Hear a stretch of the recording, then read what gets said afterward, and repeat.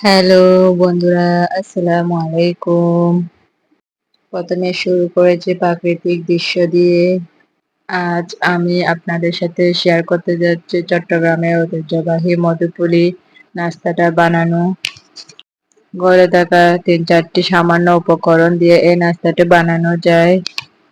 চুলায় একটি পাত্রে গরম পানি বসিয়ে নিয়েছি। গরম পানিটা ফুটে আসলে এখানে আমি এখানে হাফ কেজি পানি দিয়েছি। হাফ কেজি পানির সাথে আমি ৭৫০ গ্রাম মতো ময়দা দিয়ে দিলাম। চুলার আঁচটা মিডিয়াম করে দিব এবং সাথে সাথে নাড়াচাড়া করে পানির সাথে ময়দাগুলো মিক্স করে ফেলবো। যেরকম আমরা রুটি বানানোর ডো রেডি করি। অবশ্যই আপনারা চুলার আঁচটা কমিয়ে দিবেন, না হয় ডোটা অনেকটা শক্ত হয়ে যাবে। আমি ডোটা নামিয়ে নিয়েছি। নামিয়ে একটা থালাতে একটু ঠান্ডা হওয়ার জন্য ওয়েট করব। এই ডোটা বেশি ঠান্ডা হওয়া যাবে না, সামান্য ঠান্ডা করে নেব। আমি এখানে ১ চামচ বেকিং পাউডার আর সামান্য লবণ দিয়ে দিলাম এবং ডো এর সাথে ভালো করে মিক্স করে নেব, যেন বেকিং পাউডারটা সব দিকে মিশে যায়। এই ডোটা প্রচন্ড গরম থাকা অবস্থায় মতে নিতে হবে। আমি এখানে মতে নিয়েছি, কারণ এটা প্রচন্ড গরম, হাতে ধরানো যাবে না। সেজন্য একটা কাপের সাহায্যে মতে নিচ্ছি। আমার মতে প্রায় শেষ। এখন আমি এখানে চিনি অ্যাড করব। আমি চিনি দিয়ে দিলাম পরিমাণ মতো, স্বাদ মতো। আপনারাও বেশি চিনি খাইলে বেশি দিবেন, না হয় একটু কমই দিবেন। এটা আপনাদের স্বাদ মতো চিনি দিয়ে চেক করে আবার অ্যাড করতে পারবেন। আমি এখন তাড়াতাড়ি করে এগুলা মিক্স করতে, যত গরম অবস্থায় মিক্স করবেন তত পারফেক্ট নাস্তা হবে। তো ডো এর সাথে চিনি মিক্স করা শেষ। আমি এখন বড় দুটাকে দুইটা লেচি করে নিব, কারণ এই দুইটা লেচি থেকে বড় বড় লুটি হবে। এখানে চিনি থাকার কারণে হাতের সাথে আটকে যায়, তাই একটু ময়দা ইউজ করবে হাতে, তাহলে আর হাতের সাথে আটকে থাকবে না। এই নাস্তাতে চট্টগ্রামে ঐতিহ্যবাহী মধুপুলি বলে।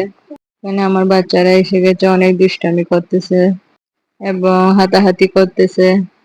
এই তো আমার লেচি দুইটা পারফেক্ট ভাবে রেডি হয়ে গেছে। আমি একটা আধা ঘন্টার জন্য রেস্টে রেখে দিব। একদম আমি বেলতে চলে এসে গেলাম। এখন একটু রেস্টে রাখার কারণে একটু টান টান ভাব হয়ে গেছে। আমি এটা চারিদিকে একটু মতে নিয়ে ঠিক করে নেব, ড্রাই ভাবটা চলে যাবে। ফ্রিতে মতার কারণে ডোটা আরো সফট, একদম নরম তুলতুলে হয়ে গেছে। এই মধুপুলির স্বাদ আসলে অনেক বেশি। আপনারা অবশ্যই একবার হলে বানিয়ে ট্রাই করবেন। খুব একটা কঠিন কাজ নয়, খুব সহজ এবং সামান্য ঘরোয়া যা উপকরণ আছে তা দিয়ে বানানো যায়। আমি এখন একটা বড় মোটা রুটি বেলে নিব। একদম হালকা পাতলা রাখবো, বেশি পাতলা করব না বা বেশি মোটাও করব না। তো আমার প্রায় রুটি বেলা শেষ। এখন আমি কেটে নিব। অবশ্যই এগুলা নকশি কাটার আছে আমার থেকে অবশ্যই নাই। এখন আমি ছুরি দিয়ে খুব সহজে তাড়াতাড়ি করে নিব। নকশি কাটারের চাইতে ছুরি দিয়ে করা খুব সহজ এবং তাড়াতাড়ি হয়ে যায় অল্প সময়ে। আপনারা অবশ্যই খেয়াল করবেন কতটুকু মোটা হয়েছে। আল্লাহর ভিডিওতে অবশ্যই দেখা যাচ্ছে। তো আমি অবশেষে দুইটা লেচি ডো থেকে এতগুলো নাস্তা পেয়ে গেলাম। মাত্র দুইটি ডো থেকে কতগুলো নাস্তা হয়েছে দেখুন, অবশ্যই মজাদার নাস্তা এটা। এখানে দুই ভাই বোনের ঝগড়া লেগে গেছে রুটি বানানো নিয়ে। বোনকে দিকে ভাইও রুটি বানাতে চাচ্ছে, সেজন্য ওরা ঝগড়াঝাটি করতেছে, কান্নাকাটি করতেছে। পিচ্চিটাকে বোঝানো যায় না, ও তো এখনো কথা বোঝে না। এই তো নিজে বোন থেকে নিয়ে নিল। আমার মেয়ে ওকে দিয়ে চলে গেল। তো ও ফ্রিতে বসে গেল। কি একটা কাণ্ড ওদের, কি দুষ্টমি না করে ওরা। আমার মেয়ে বাইকে দিয়ে বেচারে অন্য জায়গাতে বোতল দিয়ে লুটি বেলতেছে।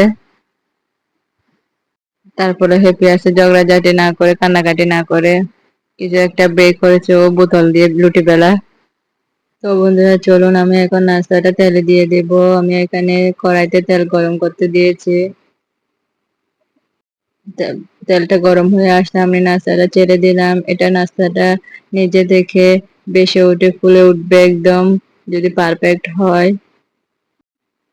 কিন্তু একটু উল্টা পাল্টা দিলে নিজে থেকে ফুলে টইটুম্বুর হয়ে যাবে। মাশাআল্লাহ, আমার নাস্তাটা ফুলে উঠেছে। মনে করবেন ফুলে উঠলে নাস্তাটা পারফেক্ট হয়েছে। আমি সবগুলো নাস্তা ব্রাউন কালার পর্যন্ত ভেজে নেব। ব্রাউন কালার হলে আমি নাস্তাগুলো নামিয়ে নিব। এই তো আমার নাস্তা বানানো প্রায় শেষ। চট্টগ্রামের ঐতিহ্যবাহী মুরগি আমি নিজেও খাবো এবং বাচ্চাদেরকেও দিব। বাচ্চারা এটা মজা করে খেয়েছে এবং অনেক দুষ্টামি করেছে। আজকের ব্লগটি এই পর্যন্তই। আল্লাহ হাফেজ।